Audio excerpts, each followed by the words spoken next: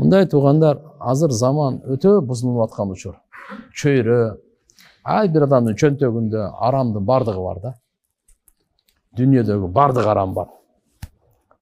Ошон үчүн ыйманды сактоо, ахиретти оңдоо, бүгүнкү күнү бош убакытты мечитке бериңиз. Өзүңүздү жакшы иш менен алек кылбасаңызчы, каалайсызбы, каалабайсызбы, жаман ишке алек болосуз.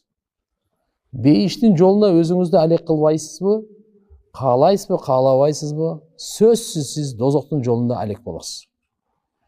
Ошон үчүн ушундай доордо жашап атабыз туугандар. Биз бирибизден артык, бизден кыйын эмеспиз, бирок бирибизге болгон жакшылыгыбызды, билгенибизди бөлүшүп атабыз. Ошон үчүн мүмкүн болушунча даватка чыгып туруң. Бул иншалла такыбалыгыңызды бекемдейсиз жана элибизге жакшылык таркатканга салым кошосуз. Кудайым буйрсачы, бош убакытпы иштеңиз, жалкоо болбоңуз. Тренировка өтө жакшы.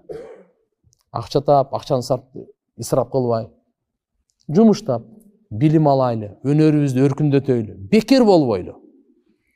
Бекер болбойлу. Бул алсыздык, жалкоолуктан пайгамбарыбыз күн сайын эртең менен да кеч дагы паана тилейт эле. Жаман нерсе экен. Көп нерседен кургалат экенбиз. Жашоону текке кетирип, берекеси колдон чыгып кетет экен. Ошон үчүн жарышайлы жакшылыкта.